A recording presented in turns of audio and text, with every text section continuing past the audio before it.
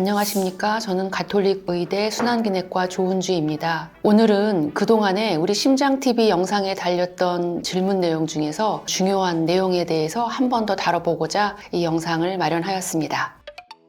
1년 전에 무슨 영상에 달린 댓글인데 눈 쪽 꼬마 뇌졸중 증세로 혈전약 플라빅스를 먹는데 청국장 가루는 안 좋을까요? 괜찮다는 사람도 있고 혈전이 생기니 먹지 말라는 사람도 있는데 혼동이 됩니다. 네, 이 질문에 대한 말씀만 드리면 플라빅스 등등의 이런 항혈소판제는 여태까지 어떤 음식과 문제가 된다. 이 음식을 먹음으로써 그 약효가 증강되거나 사라진다는 그런 근거는 없습니다. 다만 항혈소판제 이외에 심장 환자들이 잘 복용하는 이런 항응고제, 특히 항응고제 중에서도 입으로 먹는 그런 새로운 그 항응고제 혹은 비타민 K 활성화와 관련된 응고 요소를 억제하는 응고제 등등에는 얼마간의 음식들과 상호작용을 할 수 있습니다. 특히 우리가 자몽, 망고, 석류 이런 것들은 항응고제와 같이 복용했을 때 항응고제가 간에서 이런 대사가 될 때 필요한 이런 효소들을 억제함으로써 항응고제가 대사되지 않게 함으로써 응고제의 작용을 길게 하고 그렇기 때문에 출혈의 경향성을 더 늘릴 수 있습니다.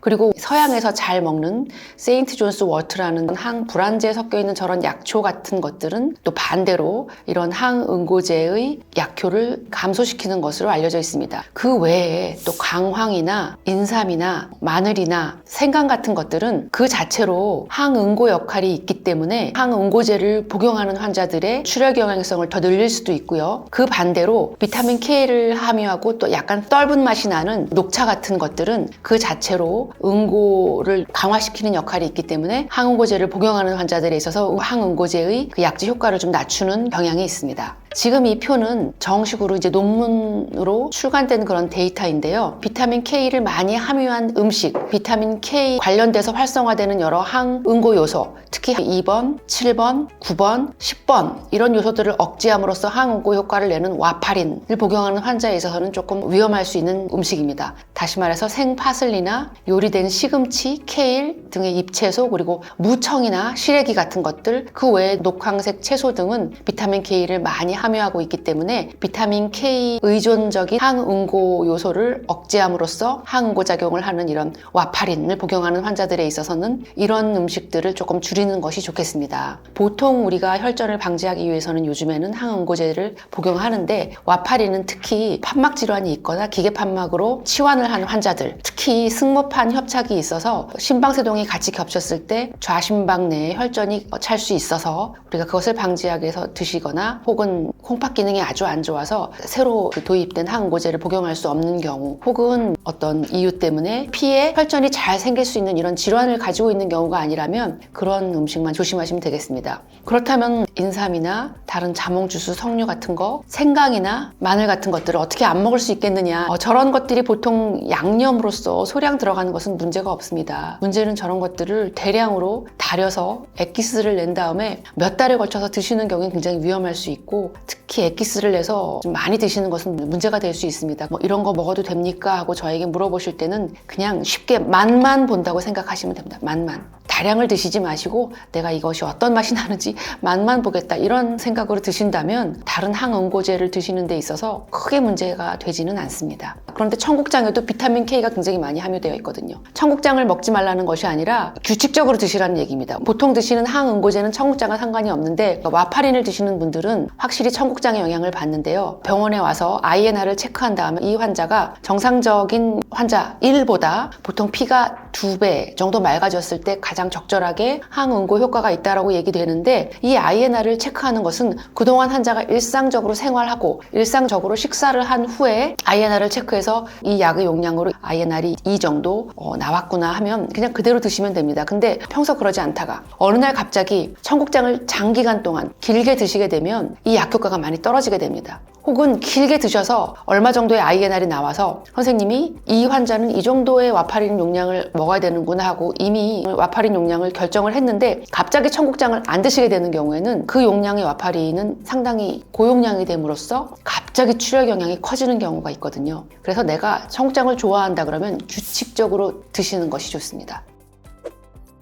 고지혈증 약을 드시는 분들이 아스피린에 대해서 많이 궁금해하시더라고요. 고지혈증 약과 아스피린 같이 복용해도 되는지에 대해서 많이 여쭤보셨는데. 네, 저희 순환기내과에 규칙적으로 내원하는 와파린과 고지혈증을 드셔야 되는 환자들은 거의 30-40년간 그렇게 드십니다. 두 약제는 아무 상관이 없고요. 서로 상호작용을 하지 않고 오히려 2차 예방에 있어서 아스피린이 굉장히 중요하고 고지혈증 약은 1차 예방부터 2차 예방까지 매우 중요한 약제이기 때문에 두 약제를 같이 먹어야 되는 환자들은 반드시 같이 드셔야 합니다. 그러면 뭐 다른 또 어떤 채널에서는 매일 반 개씩 먹으라고 하더라는데 뭐 이런 것도 그러면 위험하거나 이러진 않나요? 우리가 보통 아스피린이라 함은 100mg을 보통 예방 목적으로 사용을 합니다. 근데 그것보다 더 낮은 용량의 아스피린은 효과가 많이 줄겠죠. 그래서 그것보다 더 낮은 용량의 아스피린은 무슨 목적으로 먹는지는 모르겠으나 우리가 최소 예방 목적으로 먹는 아스피린은 100mg부터 드셔야 합니다. 아스피린 100mg을 모든 국민이 만약에 먹는다 하면 심뇌혈관 질환이 예방되고 얼마나 좋겠습니까? 하지만 아스피린도 출혈 경향이 높아진다는 아주 정확한 부작용이 있거든요. 과연 어떤 환자들부터 이 아스피린을 먹어서 얻는 이득이 출혈이라는 불리한 점보다 더 높아질까라는 연구가 굉장히 많이 진행되어 왔고, 아스피린을 예방 목적으로 먹는 환자들은 당뇨, 고혈압, 고지혈증, 흡연, 가족력, 비만, 남성 이런 것들을 다 통틀어서 3가지 이상 되는 고위험 환자에서 아스피린을 먹는 것입니다. 그래서 고혈압이 예를 들어 있으면서 내가 담배도 피고 당뇨도 있고 고지혈증도 있다. 그러면서 경동맥도 막혀 있고 단백뇨도 나오고 또 관상동맥에 석회화도 있고 이럴 때 비로소 아스피린을 먹어서 1차 예방에 효과를 볼 수 있다라고 얘기가 되고 있지, 한 2가지 정도의 위험성을 가지고 있는데 아스피린을 먹는다? 그것은 출혈에 의한 위험성이 얻는 이득보다 더 높기 때문에 예방 목적의 아스피린은 중등도 위험 이하의 환자들에게서는 권유되고 있지 않습니다.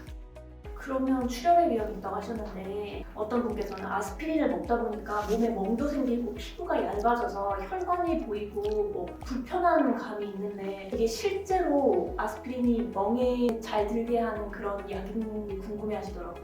네, 그런 점에 대해서도 굉장히 말씀들을 많이 환자들이 해주십니다. 한 가지 예를 들어보죠. 어떤 환자들은 뭐 이런 항혈소판제나 항응고제를 드시고 내가 자고 일어났더니 입에서 피가 이렇게 나왔다, 내가 피를 토했다, 아니면 코피가 막 났다, 이렇게 이제 말씀하시면서 오는 분이 있습니다. 이거 극단적인 예인데요. 보통 건조한 날씨에 입을 벌리고 자거나 아니면 건조한 날씨에 코를 이렇게 자꾸 만지게 되면은 피부가 약간 찢어지면서 피가 나는데, 보통은 피가 멎을 텐데 이런 항혈소판제를 드시는 분, 아스피린을 드시는 분은 그게 멎지 않고 계속 피가 흐르게 됩니다. 굉장히 놀라서 오시는데, 아스피린이라는 약제에 이제 칼날이 달려가지고 피를 내는 게 아니거든요. 먼저 피가 났고 아스피린 때문에 그 피가 굳는 시간이 길어지는 것뿐이에요. 멍도 마찬가지입니다. 아스피린 때문에 피부가 얇아지고 피가 터지는 것이 아니라 그 환자들은 이미 피하에 있는 모세혈관이 굉장히 약한 상태에서 누가 꽉 쥐거나 나도 모르게 부딪혔을 때 피가 납니다. 그러면 아스피린을 복용하지 않은 환자들은 그 피가 조금 나다가 멎어요. 그래서 겉으로 드러나지 않는데 아스피린을 먹게 되면 그 피가 굳는 시간이, 멎는 시간이 조금 더 길어지는 겁니다. 혈액이 굳으면서 이제 보라색으로 변하는 그런 과정들이 다 보이게 되는 것이죠.